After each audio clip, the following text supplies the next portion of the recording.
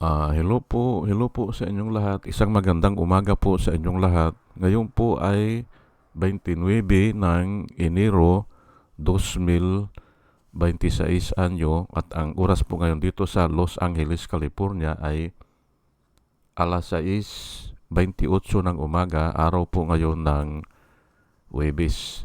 At nais ko po mag-vlog mga kababayan, mga minamahal, patungkol po dito sa ah, masyado na ito si Robin Hood Padilla at saka si Marcolita.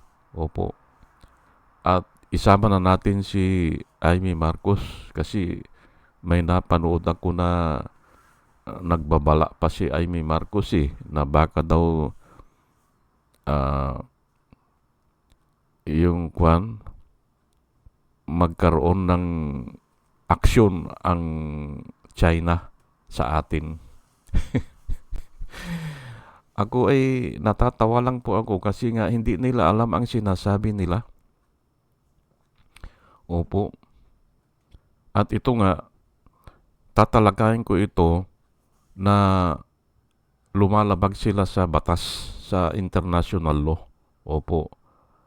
Binabaliwala nila ang desisyon ng International Court at nilalabanan nila ang clamor ng international community. Opo. Yan po ang tatalakayan ko ngayon. Ang title ko po ngayon ay Sundin po natin ang batas, huwag magpaloko kay Marcolita at Robin Padilla. Yan po ang title ko. Sundin natin ang batas. Huwag tayong magpaloko kay Marcolita at Robin Padilla. Kasi po, mga kababayan, mga minamahal, panalo na po tayo sa ruling ng UNCLOS. Doon sa Arbitration Committee ng UNCLOS, panalo na po tayo. Natalo po ang China. Hindi inonor yung nine dash line nila. Opo. At inonor ng Permanent Arbitration Committee na yung 200 nautical miles sa Pilipinas yun. Yun ang exclusive economic zone ng Pilipinas. Ay, ang layo po ng China dyan Ang layo Yung mainland China, almost 1,000 nautical miles. Yung isla naman nila na Hainan ay nasa 800 nautical miles. Yung layo natin dyan ay bakit umaabot sila dito? Hindi ba? Sa exclusive economic zone natin. Mas malapit pa nga ang Thailand at ang Cambodia at ang Indonesia at ang Malaysia. Mas malapit pa sa atin. Opo, sa bandang Palawan, bandang Mindanao, mas malapit pa tayo dyan. Dyan sa Cambodia, Thailand, Malaysia at saka Indonesia. Kung hindi ako magkamali, nasa 500 nautical miles lang yan. Ngayon ay dahil sa nagpalabas na ng desisyon nag-ruling na yung korte, yung International Court, ay suportado na po tayo ng international community. Yan po at inaabangan nila yan, ano ang mangyayari dyan. At palagay ko, hindi papayag ang international community dyan. Hindi papayag na yung magharas lang na magharas ang China dyan. Hindi papayag yan. Kasi sila po ang gumawa ng batas Hindi po tayo ang gumawa ng batas. Signatory lang tayo. Pati ang China, ang gumawa talaga ng batas ay yung mga Europeans. Kasi naon dun sa kanila ang problema Doon po nauna ang problema diyan sa Loon Sea. Paano paghahatian ang dagat? Opo. At gumawa sila ng napakagandang batas at inapurbahan naman ng buong mundo. Pero hindi lahat nakasignatory. Pero mas marami ang pumayag. Ay yung iba siguro mahina na bansa, hindi na nakikialam o pero mas marami po ang pumayag doon sa ginawa nilang yung law on the sea. Yung mayroon kang EEZ, Exclusive Economic Zone. Ngayon, kung malapit na malapit talaga, halimbawa, walang 200 nautical miles, ay paghahatian na lang. Hati sa gitna.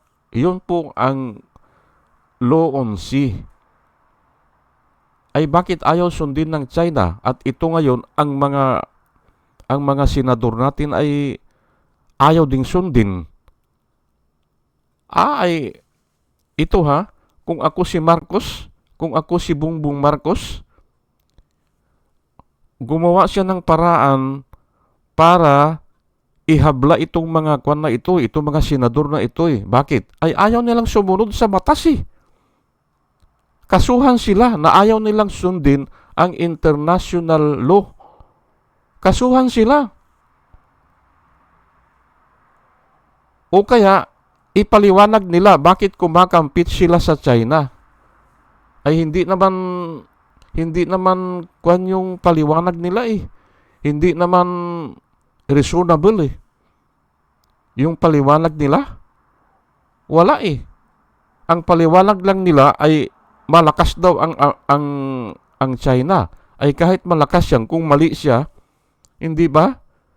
Remember, si Jesus Christ, kahit naiisa na lang niya, ay tama siya hindi ba? Si Jesus Christ is stand alone when no one else is stand alone. Hindi ba? Kung ano yung tama, doon po tayo. Kahit naiisa mo lang, ang tama. Hindi ba? Ngayon, kung ang rason lang nila ay dahil sa malakas ang China, ay hindi po papaboran ng Diyos yan kasi wala sa righteousness. Nagpulong na ang buong daigdig para ayusin ang dispute dyan sa dagat. Ay bakit hindi sumusunod ang China? Ay signatory siya doon. At bakit naman itong mga senador natin ay ayaw sundin ang desisyon ng korte, ng International Court? Dapat kasuhan sila yan. O kaya ay para sa akin, kung ipipilit nila yan, kung ano-ano mga pinagsasasabihin po nila halos iisa ang sinasabi nila. Baka daw girahin tayo, ay wala tayong magagawa. Baka daw lusubin tayo. Baka daw mag-retaliate sa atin. Ay kung ganun ang patakaran, ay wala na tayong bansa kung ganun ang patakaran, hindi ba? Kung ano ang tama, para sa akin po kung ano ang tama, yun ang gawin. Kahit naiisa mo na lang, kung tama ka. Hindi nagbabago po yan. Ay lalo na ganyan yung international community, they are looking into, hindi ba? What will happen? Inaabangan nila yan Opo, at palagay ko, yung iba, katulad ng India, naghayag na ng suporta. Kung nilusob tayo ay pupunta sila dyan, tutulong sila. At yung iba pa, naghayag na. At palagay ko yung iba din, kahit maliliit na bansa yan, tutulong yan. Kasi apektado rin sila Ayaw nila yan ganyan. May batas na ayaw sundin. May ruling na binabali, wala pa. At yan ay nangyari, kasalanan ni Duterte po yan Opo, it's just a piece of paper ang sabi niya doon sa ruling. O, ay ngayon, saan siya? Nakakulong siya, hindi ba? O, is just a piece of paper. At ang sabi pa niya sa karagatan na pinagkukuhanan natin ng isda, ay tubig lang yan. Sabi niya tubig lang yan. O, ayan po propaganda po yan At marami ang nadadala sa ganun. Pero kung susuriin mo, hindi ganun ang nakasulat sa batas ng karagatan yung international law. Pati yung mga isda na andun pati yung mga natural resources, ikaw ang mag-explore dyan o ikaw ang mag-harness. Ikaw ang bahala dyan kasi nga mayroon ka nung 200 nautical miles from the seashore. Bakit hindi sundin yan? Napakasimple lang naman, hindi ba? At kung ano pa ang rason ng mga senador natin, hindi ba? Dapat yan, tanggalin na yan O kaya kasuhan, o kaya mag-declare na si Marcos ng martial law. Ako, payag ako para, rebellion po yan At yan ang babanggitin ko dito, no? Rebellion yang ganyan. Rebellion. Ayaw sumunod sa batas ang totoong rebellion. Opo, hindi po yung mga MPA, hindi po yan. Kasi yung mga MPA, kwan lang yan naargabyado sila Karamihan dyan sa mga MPA, sumasali na dyan kasi wala na silang tiwala sa hustisya. O kaya naargabyado sila, o humahanap sila ng yung pantay na laban. Pero ito ang totoong mga rebelde. Sila itong mga senador na mga rebelde po yan. At yan ang babanggitin ko dito. Ito po Galatians 3 verse 19. Makinig po kayo at may matututunan po kayo dito. Galatians chapter 3 verse 19. Why then was the law given at all? Ayan po Why then was the law given at all? Ayan po o sa iba, why then was the law added? Ngayon, kahit na po ito ay tinatalakay, ang batas po ng Diyos, ang tinatalakay po dito, yung pagbigay ng batas kay Moses. Pero hanggang ngayon, pwede mo itong sa totoong buhay nangyayari po Kasi nga, ay bakit na-create ang UNCLOS o yung United Nations Convention on the Law of Sea? Bakit na-create yan? O bakit nagpalabas sila ng mga ganong batas? O bakit gumawa sila ng ganong batas? Biblia po ang sasagot. Why then was the law given at all? It was added, ayan po pala nakasulat dyan, it was added because of transgression. Hindi ba? Ang dami nang nagkakagulo dahil nga sa paglabag sa kagandahang asal o doon sa batas ng Diyos na huwag kang mag-argabyado o do not covet, hindi ba?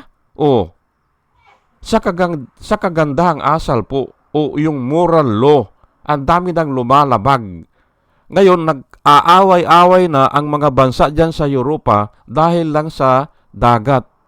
Kaya gumawa sila ng batas patungkol dyan sa dagat. Why then was the law added? It was added because of the transgression, para maiwasan po ang transgression.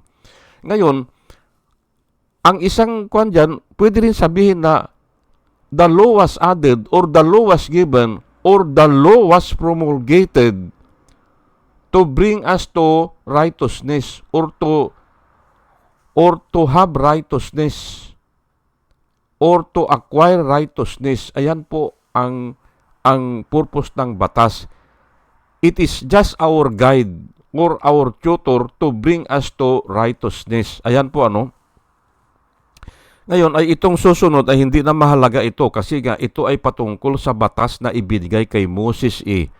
Pero hanggang ngayon, ang tao po ay gumagawa ng batas kasi nga ay tuloy-tuloy po ang buhay eh at dumadami po ang transgression.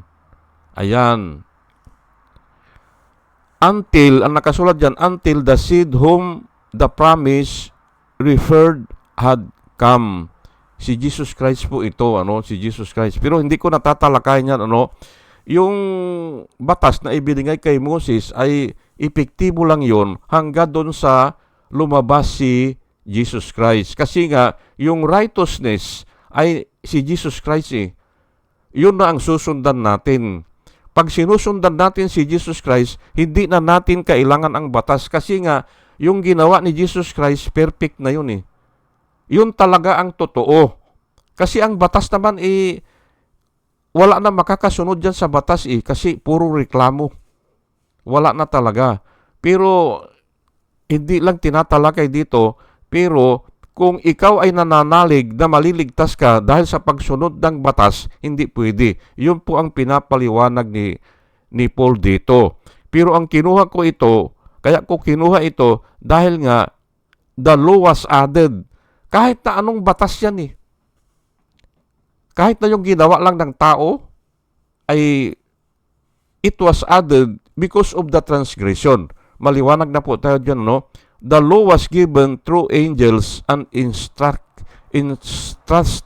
to a mediator. Ayun, si Moses yan. Mediator din ang tawag sa kanya noon. Si Moses, tinawag din na mediator. It was given through angels sa pamamagitan ng anghel.